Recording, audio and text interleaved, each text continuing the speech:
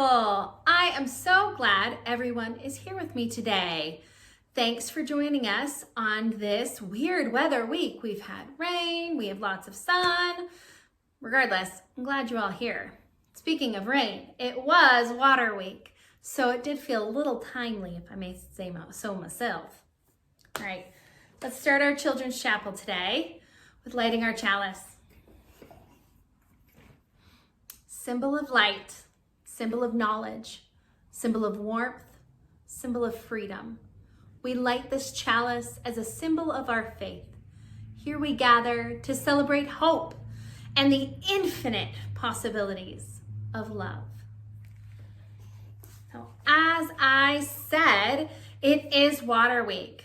So, I am going to start us off and we're going to do a little bit of joys and concerns.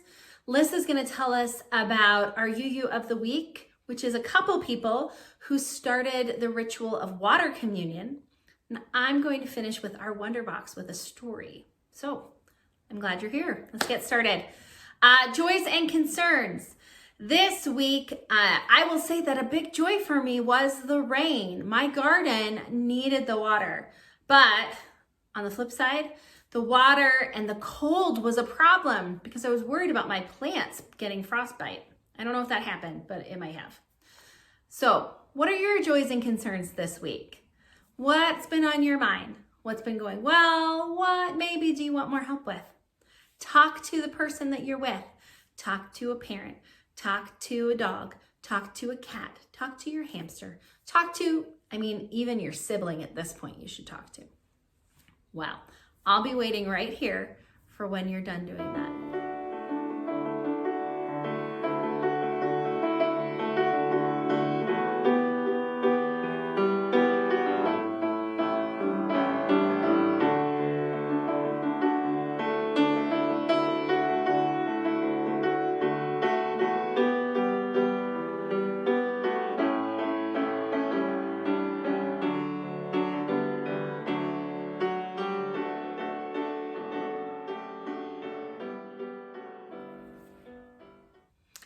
Thank you for sharing your joys and concerns with one another.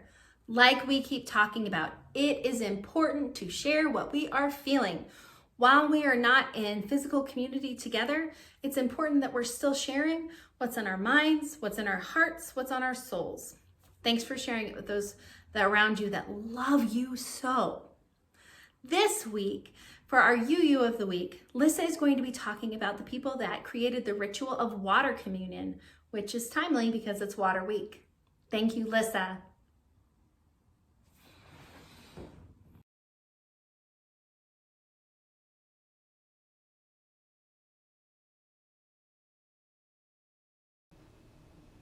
I'm Lissa Lander, the Religious Education Assistant at the First Unitarian Church of Salt Lake City. Since we've been talking about water this week in RE, I thought I would learn more about the water ritual and the two UU women who created it, Carolyn McDade and Lucille Shuck Longview. Here's what I found out. The water ritual is a ceremony performed by many congregations, generally at the beginning of a new church year in September. People are encouraged to bring water that is important to them. Some people bring water from home. Others gather water from nearby streams or lakes, or they bring back water from long journeys. The water is meant to come from many different places, both fancy and everyday places, because all water is a gift. Everyone pours their water into the same bowl to mix all of the different sources and their stories together, and then they refill their containers with the new water to take home. It's very similar to flower communion, which our congregation will be celebrating this weekend, virtually. Normally, we bring flowers from our gardens or the store to exchange.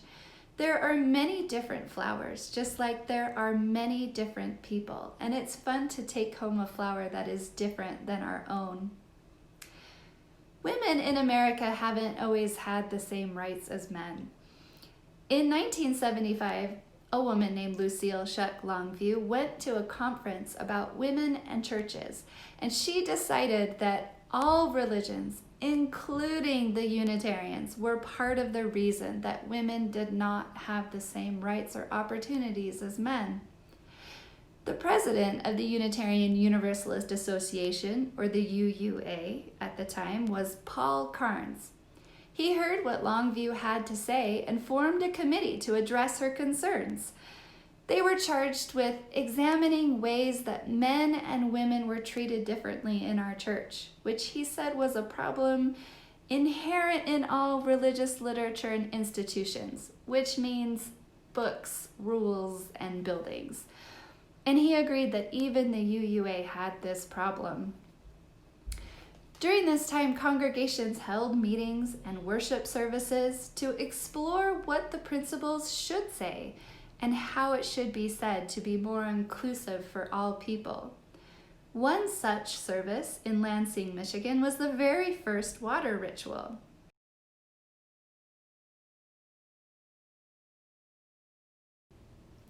The water ritual was created by Miss Longview and Carol McDade.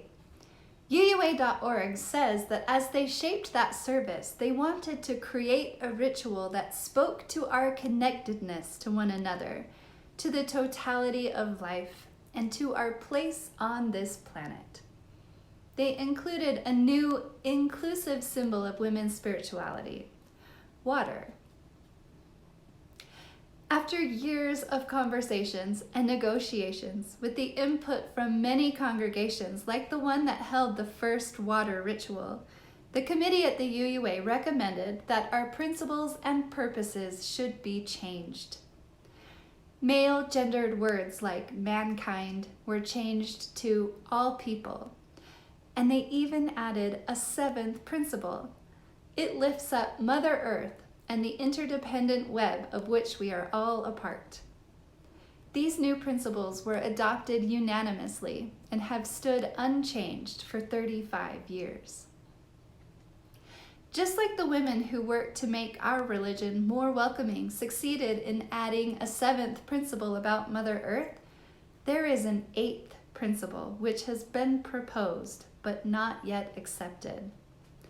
It says, "We, the member congregations of the Unitarian Universalist Association, covenant to affirm and promote, journeying towards spiritual wholeness by working to build a diverse, multicultural, beloved community, by our actions that accountably dismantle racism and other oppressions in ourselves and our institutions." In more simple words, it says, Black Lives Matter, and we will actively work to dismantle or take apart systems which are racist or unfair. This goes beyond our first and second principles, which tell us that all people have inherent worth and dignity, and to work for justice, equality, and compassion in all human relations. The eighth principle would lift up racism specifically and call on us to start by doing the important work of learning about and confronting our own biases or ideas that we have about other people. And then moving outward into the community, gathering like water droplets build to form a mighty body of water until we are all working together to create a country where everyone is truly treated equally. To learn more and become a part of this conversation, follow Black Lives UU online. Now today, I have my Wonder Box again. Let's look and see what's inside. Oh, it's a bucket. That's fun. This week we have been talking about water. I'm going to tell you a story about this bucket and how we can join together as a community to change our world. This story was originally written by the Reverend Chris Buse. Once upon a time, there was a drop of water named Higgins. Higgins was no ordinary drop of water. He was a drop with a dream. Higgins lived in a valley where it had not rained in a very, very long time. So all of the lovely green grass was all turning brown, and all of the beautiful flowers were wilting, and the trees were starting to droop. Higgins had a dream, though, that one day the valley would be a beautiful place again. But what could he do? After all, he was only one single drop of water. Well, one day, Higgins decided to travel and tell the others about his dream. All of the other drops listened very politely, but no one believed that his dream would come true. "Higgins," said one, "get your head out of the clouds. You can't spend your life dreaming." Well, Higgins decided that he had to do something to make his dream come true. So he began to think and think and think. One day, as he was walking by a rusty old bucket, he got an idea. "If enough of us drops of water get together and into this bucket," Higgins thought, "there would be enough water to sprinkle on a few of the flowers to help them grow and become beautiful again." Eagerly, Higgins told everyone his great idea, but they thought that he was being foolish. "That Higgins is nothing but a dreamer," they said. Higgins decided he had to do something to convince the others that he was right. So he said to them, "I don't know about you, but I'm getting into the bucket. I hope some of you will join me. Then there might be enough water to help at least some of the flowers grow beautiful again." Do you know what happened? Higgins ran as hard as he could and hopped way up into the air and landed with a kerplunk into the bottom of the bucket. And there he sat, just a drop in the bucket. For a long time, Higgins was very lonely. It seemed like no one else was going to join him. But after a while, some of the other drops could see that grass was dying, that the flowers were wilting, and the trees were drooping. They all agreed that something must be done. Suddenly, one of the drops shouted, "I'm going to get into the bucket with Higgins!" And he leaped through the air and landed, kerplunk, in the bucket. Then, two other drops yelled, "Wait for us!" And they hopped through the air and landed in the bucket. Then, 10 more drops jumped through the air, then 30, then 50, then hundreds of drops came from all around just to hop into the bucket. Soon, the bucket was completely full of water, but there were still more drops that wanted to join in. So they found another bucket and hopped right in.